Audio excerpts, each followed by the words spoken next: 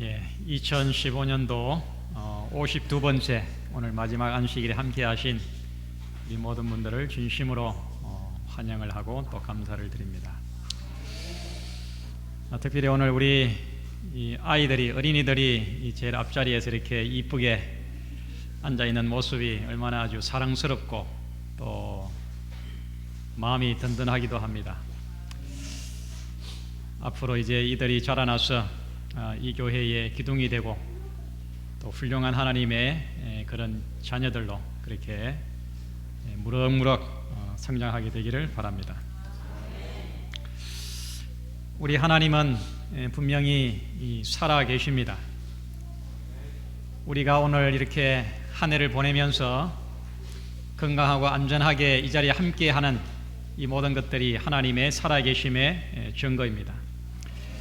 하나님께서는 우리를 한순간도 혼자 내버려 두지 아니하시고 가장 좋은 길, 믿음의 길, 진리의 길, 생명의 길로 우리를 인도해 오셨습니다. 이제 한 해, 두 해 흘러가는 이 세월은 분명히 예수님의 재림의 아침을 향해 가고 있습니다. 흔들리지 않는 믿음과 살아있는 소망으로 끝까지 승리하는 우리 출생교회 모든 성도들 되시기를 바랍니다. 우리가 잘 아는 영국의 이 극작가 이 셰익스피어는 이렇게 말했습니다. 끝이 좋아야 모든 것이 좋다. 그렇습니까? 끝이 좋아야 됩니다. 세상의 이런 시작도 중요하지만 끝이 더 중요하다. 마지막에 웃는 자가 정말 웃는 자이다. 인생 만사 유종의 미를 거두어야 된다. 그렇게 말을 했습니다. 참 아주 감동적이고 교훈이 되는 그런 말입니다. 사람은 나이가 들수록 점점 더 좋아져야 됩니다.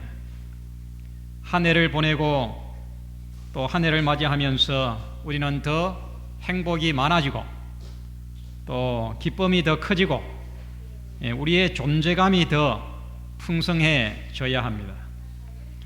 인생의 마지막에 가까워져 갈수록 더욱더 아름다워져야 됩니다.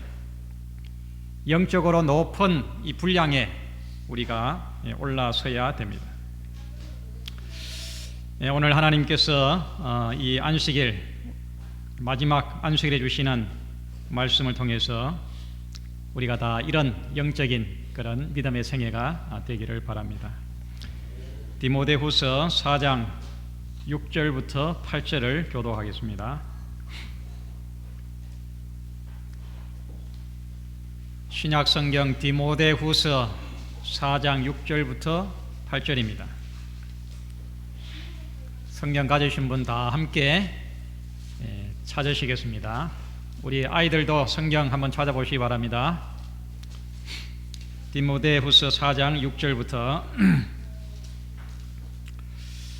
관제와 같이 벌써 내가 부음이 되고 나의 떠날 기약이 가까웠도다.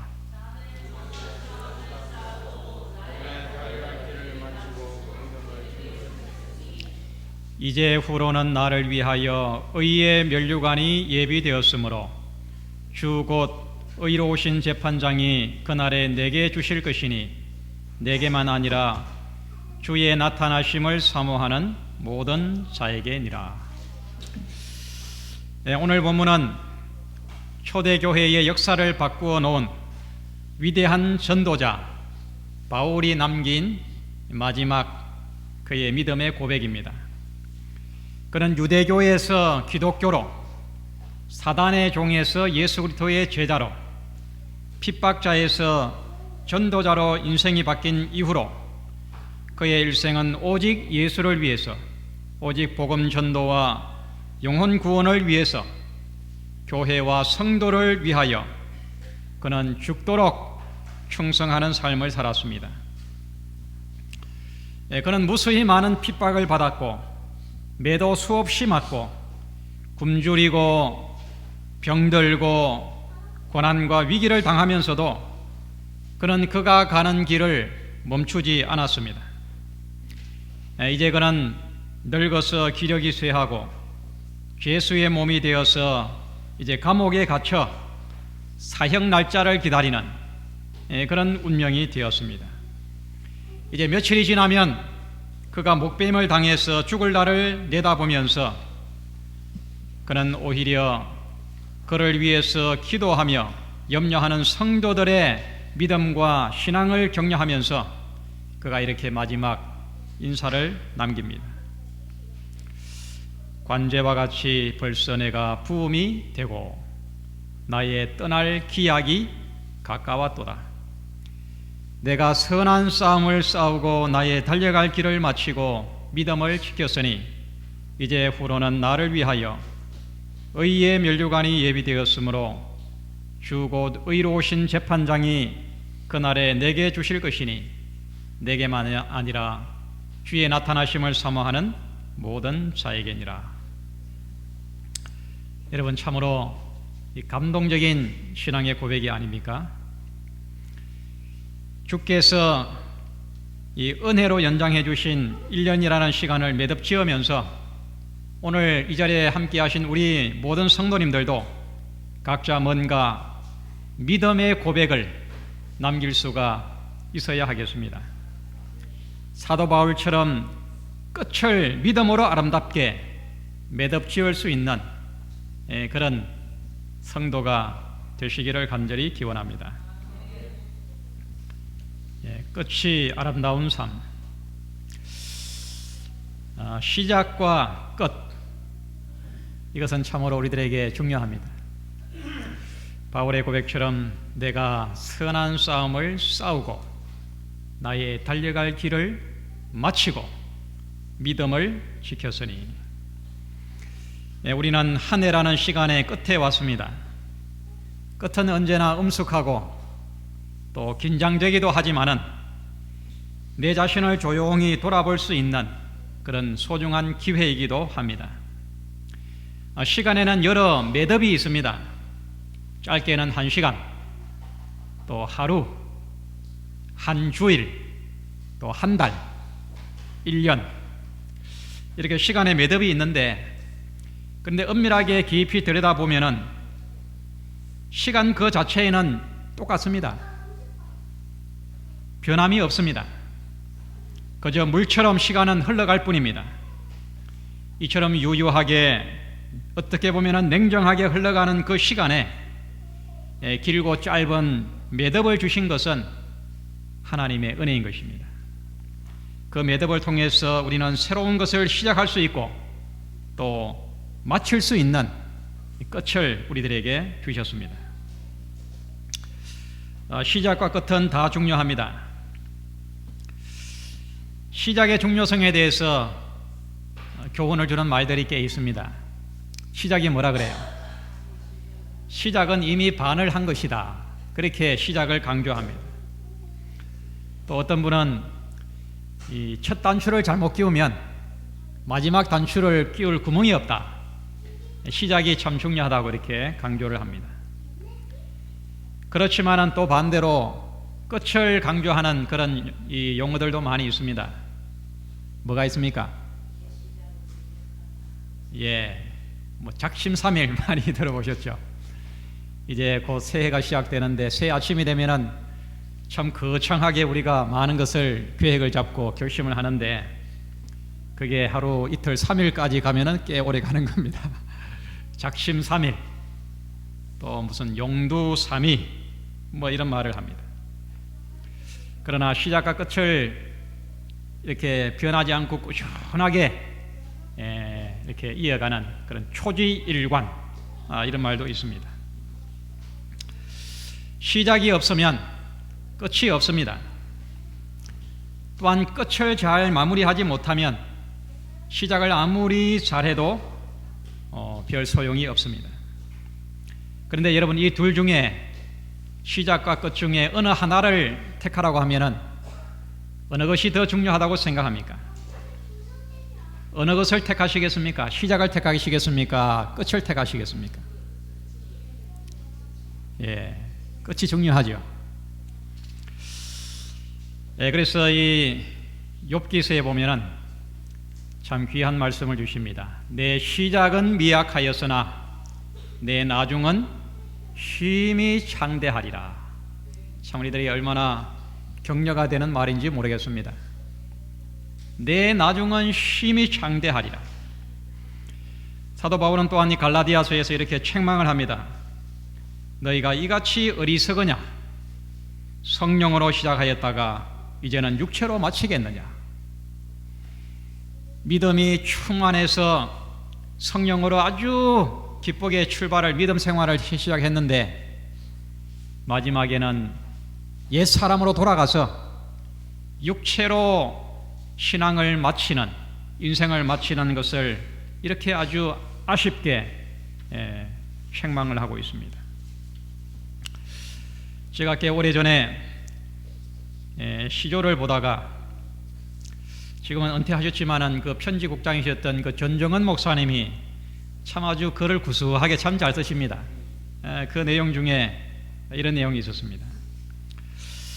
일꾼들이 낮에 열심히 일을 할 때는 어느 일꾼이 진짜 잘하는 일꾼인지를 잘 모르는데 일을 마무리하는 것을 보면 누가 진짜 일꾼인지 분간을 할 수 있다. 그런 내용을 봤습니다. 진짜 좋은 일꾼은 어떻게 합니까? 일 마무리를 아주 잘 합니다. 사용하던 연장도 어떻게 합니까? 잘 정리정돈을 해가지고 딱 이렇게 마칩니다. 그러나 이 좋지 못한 일꾼은 그냥 멋대로 다 내버려두고 그냥 가버립니다. 일을 할 때는 열심히 하는 것 같아도 마칠 때 보면은 끝 마무리를 잘 짓지 못하는 것을 볼 수가 있습니다. 사랑하는 성도들이시여, 시작도 중요하고 끝도 중요합니다. 시작이 없으면 끝도 없습니다. 그러나 아무리 시작이 좋아도 끝을 맺지 못하면 또한 시작을 하지 않음만 못합니다. 그러면 시작도 좋고 끝도 좋으려고 하면 어떻게 해야 되겠습니까? 그것은 시작도 끝도 모든 것을 다 아시는 하나님께 맡겨야 됩니다. 그리해서 우리가 하나님의 인도를 따라서 순종하는 삶을 살 때에 우리의 시작뿐만 아니라 우리의 끝도 아름답게 잘 매듭을 지을 수가 있습니다. 성경의 하나님은 나는 알파와 오메가요, 처음과 나중이요, 시작과 끝이라고 그렇게 자신을 소개하고 있습니다. 신명기서 11장 12절에 내 하나님 여호와께서 권고하시는 땅이라 세초부터 세말까지 내 하나님 여호와의 눈이 항상 그 위에 있느니라. 새해 첫날 아침부터 새해 첫날 마지막까지, 새해 첫 안식일부터 그 해의 마지막 안식일까지 늘 하나님과 함께하는, 늘 나를 지키시고 인도하시고 도와주시는 그 하나님께 내 삶을 맡기고 믿음으로 하나님과 동행하는 삶을 살 때에 우리의 시작뿐만 아니라 우리의 끝도 정말 아름답게 깨끗하게 그렇게 잘 마무리를 할 수가 있습니다. 사도 바울은 고백하기를 그는 끝까지 믿음을 지켰다고 그렇게 고백을 하고 있습니다. 관제와 같이 벌써 내가 부음이 되고 나의 떠날 기약이 가까웠도다. 내가 선한 싸움을 싸우고 나의 달려갈 길을 마치고 믿음을 지켰으니. 여기에 관제가 뭡니까? 관제와 같이 벌써 부음이 되고 그랬습니다. 이 관제라는 것은 이 성소에서 드려졌던 제사 중에 전제를 가리킵니다. 이 전제라는 말은 술을 부어서 하나님께 드리는 제사가 바로 전제입니다. 요즘에도 이 제사 지낼 때에 그 제물에다가 술을 붓잖아요, 그죠? 그게 관제입니다. 이것은 자신의 피를 부어서 하나님께 제물로 바치겠다고 하는 그런 순교의 삶을 의미합니다.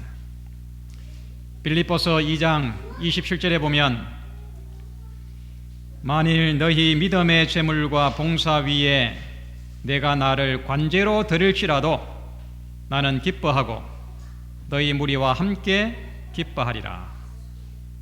관제로 자신을 드리겠다, 그렇게 말합니다. 우리의 신앙은 제사를 드리는 것과 같습니다. 구약의 수없이 많은 이 짐승이나 곡물의 제사를 드린 것은 오늘날 우리 성도의 삶을 가리킵니다. 우리 하나님께 흠없는 제물로 내 삶 전부를 드리는 것, 이것이 곧 구약의 제사요, 오늘을 살아가고 있는 성도들의 생애인 것입니다. 그래서 로마서 12장 1절에 우리 이 말씀을 한번 같이 읽어보겠습니다. 시작.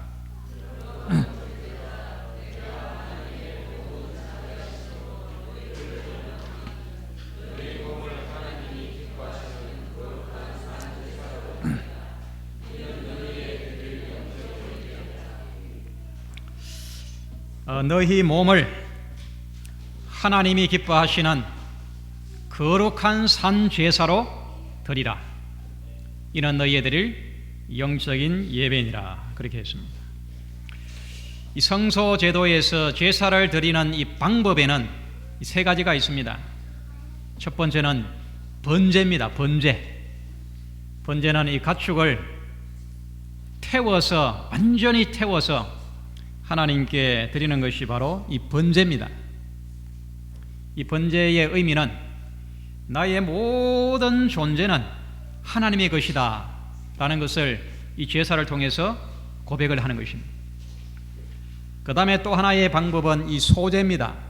소제는 이 가루를, 이 곡식이나 이렇게 밀이라든가 보리를 갈아가지고 그 간 가루를 가지고 떡을 만들어서 하나님께 드리는 것이 소제입니다. 그런 것처럼 나의 모든 소유를 마치 깨끗하고 이렇게 정밀한 가루처럼 그렇게 만들어서 하나님께 드리는 그런 믿음의 고백을 소제를 통해서 표현을 하는 것입니다. 여러분, 이 곡물이 그 맷돌 밑에 들어가서 이렇게 빠질 때 얼마나 고통스럽겠습니까? 그런 것처럼 내 자신을 완전히 가루로 갈아서 하나님께 온전히 드리는 그런 제사입니다. 세 번째 제사가 바로 이 전제입니다. 이 액체를 부어서 하나님께 드리는 것입니다. 이것은 나의 피, 나의 기름 한 방울까지도 다 하나님의 것이다. 나의 생명 전부는 하나님의 것이다 라는 것을 이 제사를 통해서 표현하는 것입니다. 사도 바울은 내가 이제 관제와 같이 부음이 되고 이제 선교자로 그가 인생을 이제 마칠 것을 그가 결심을 하고 있는 것입니다. 믿음의 완주는 참으로 감동적이고 아름다운 것입니다. 나의 삶 전부를, 나의 전 소유를, 나의 피 한 톨까지라도 남김이 없이 산제사로 하나님을 위해서 또 인류의 구원과 복음 전도를 위해서 쏟아부은 그 삶의 마지막이 여러분 얼마나 우리들에게 귀한 감동을 줍니까? 사도행전 511페이지에 사도 바울의 마지막 순교의 장면을 이렇게 묘사하고 있습니다. 사도는 불확실성이나 두려움으로서가 아니요 즐거운 희망과 사모하는 기대감으로 위대한 내세를 바라보고 있었다. 그는 순교의 장소에 설 때에 형리의 금이나 곧 그의 피를 받을 땅을 보지 아니하고 그 여름날의 조용하고 푸른 하늘을 통하여 영원하신 하나님의 보좌를 바라보았다. 여러분, 시퍼런 칼이 번쩍거리고 그 칼에 의해서 내 목이 잘릴 것을 생각할 때 얼마나 두렵겠습니까? 얼마나 긴장되겠습니까? 그러나 바울은 그런 두려움이 아니라 즐거운 희망과 사모하는 기대감으로 영원한 내세를 그가 바라보았다 그랬어요. 그 사형 집행관의 그 번쩍이는 칼을 바라보지 아니하고 또 그가 피를 흘려서 떨어질 땅을 바라보지 아니하고 그런 푸른 하늘을 통하여 영원하신 하나님의 보좌를 바라보았다. 순교자의 삶은 이렇게 아름다운 것입니다. 그런데 어쩌면 죽는 순교보다 더 위대한 순교가 있습니다. 그것은 산순교입니다. 날마다 자신을 십자가에 못 박고 자아를 물리치고 어떤 시련이나 고난 가운데서도 흔들리지 않고 묵묵히 믿음으로 사는 순교가 참 순교인 것입니다. 날마다 산순교자의 삶을 살 때 결국 그 사람이 죽는 순교도 할 수가 있는 것입니다.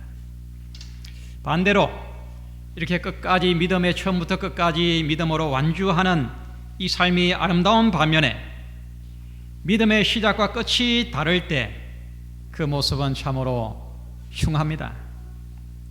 신앙의 용두사미는 정말 추한 것입니다. 이것은 이것은 정절을 더럽힌 음녀와도 같습니다. 혼인서약을 깨뜨리고 음란과 부정을 행하는 것과 같습니다. 예수 그리스도에 대한 순결한 믿음과 애정을 버리고 옛 우상에게로 돌아가는 것이 바로 믿음의 시작과 끝이 다른 것입니다. 여러분, 이 성경을 보다가 참 이 슬프고 이 마음이 아픈 장면이 있습니다. 우리가 읽은 그 디모데후서의 그 후반부에 그 4장 10절에 보면 이 데마라고 하는 사람이 있는데 이렇게 말하고 있습니다. 데마는 이 세상을 사랑하여 나를 버리고 데살로니가로 갔고, 그렇게 표현하고 있습니다.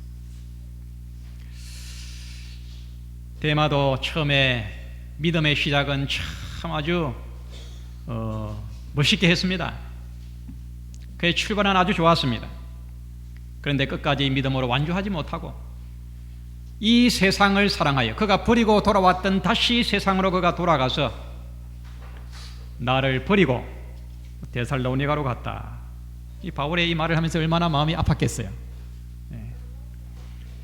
또한 요한계시록 2장 4절에 보면 7 교회 가운데 첫 번째 교회가 바로 이 에베소 교회인데, 여러분, 에베소 교회가 얼마나 정말 훌륭한 교회입니까? 얼마나 아주 성령 충만한 그런 교회입니까?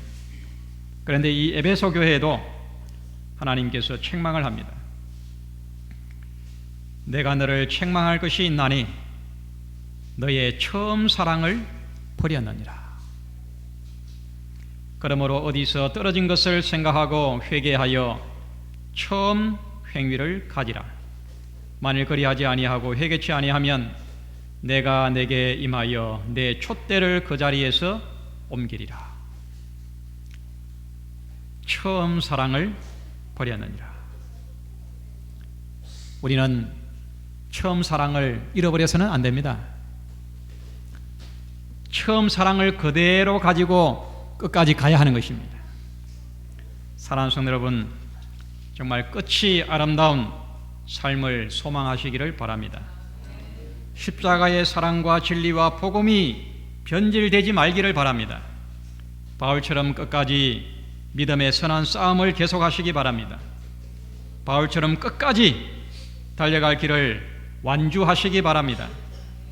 바울처럼 끝까지 믿음을 지키시기 바랍니다.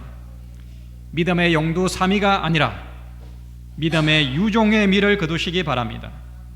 내 인생의 마지막 숨을 믿음으로 내뱉게 되기를 바랍니다.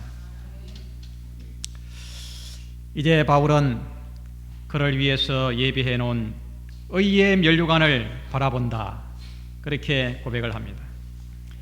이제부로는 나를 위하여 의의 면류관이 예비되었으므로 주 곧 의로우신 재판관이 그날에 내게 주실 것이니 내게만 아니라 주의 사모하심을 나타나심을 사모하는 모든 자에게니라.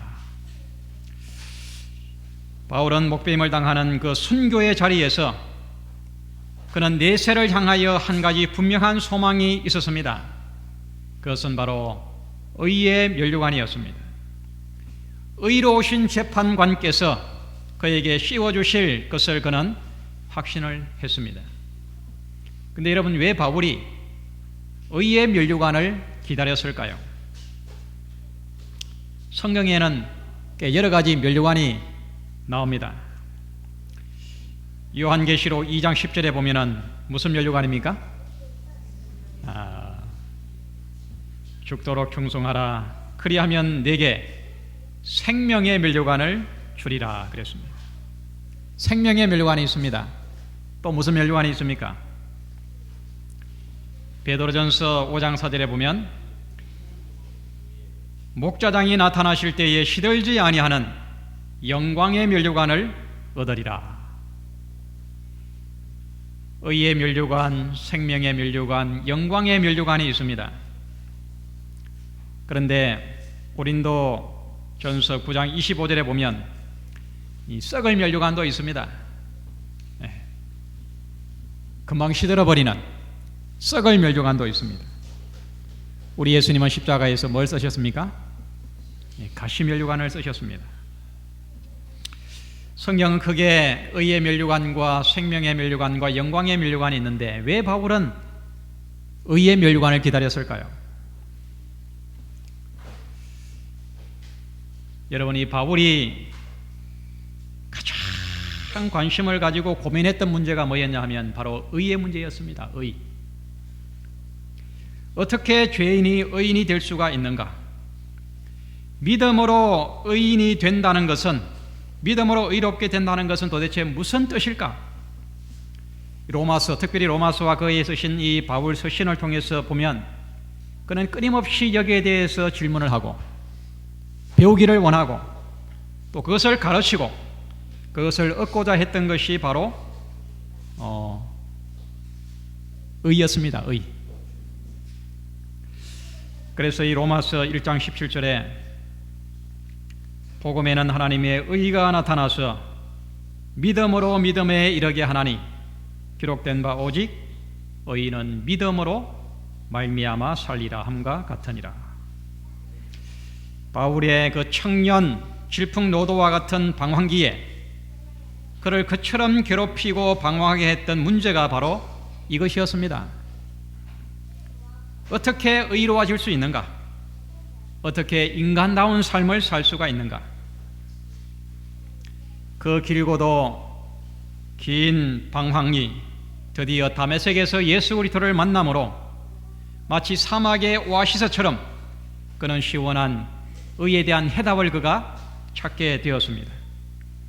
그래서 그는 인생의 마지막 순교의 날을 내다보면서 의의 면류관으로 인해서 그는 조금도 두려워하지 아니하고 조금도 흔들리지 아니하고 담대하게 그런 의의 면류관을 소망할 수가 있었던 것입니다. 사랑하는 성도들이시여, 멀지 않아 의로우신 재판장께서 주를 사모하여 끝까지 믿음을 지킨 성도들에게 의의 면류관을 씌워 주실 것입니다. 그 어느 누구도 정죄할 수 없는 의의 면류관을 우리들에게 씌워 주실 것입니다. 온 우주의 재판장께서 의롭다고 인정하시는 그 의의 면류관을 우리들에게 주실 것입니다. 그날의 영광과 감격을 소망하면서 끝까지 우리가 가는 이 믿음의 길을 인내하면서 처음과 끝이 동일하게 그렇게 믿음 생활을 하게 되기를 바랍니다. 성경에 보면은 다니엘서 5장에 한 인물이 나옵니다. 그는 그 당시의 대제국 바벨론의 왕이었습니다. 그는 부귀와 영화와 쾌락을 마음껏 누리며 인생을 즐겼습니다. 그는 그에 붙인 느부갓네살을 통해서 하나님을 알 수도 있는 그런 기회를 그가 충분히 얻었습니다. 그러나 그는 하나님을 믿지 않고 온갖 우상을 섬기면서 오히려 큰 잔치를 베풀어 하나님을 모독했습니다. 그가 누구예요? 벨사살 왕이었습니다. 그러나 바로 그 잔칫날이 그의 인생의 마지막 날이 될 줄은 아무도 몰랐습니다.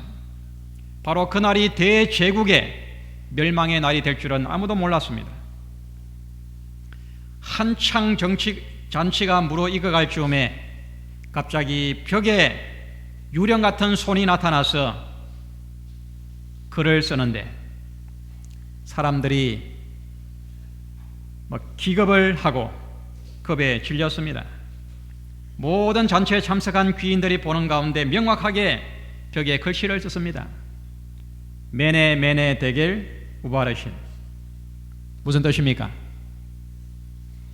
저울에 달아보니까 부족하였다 라는 뜻입니다.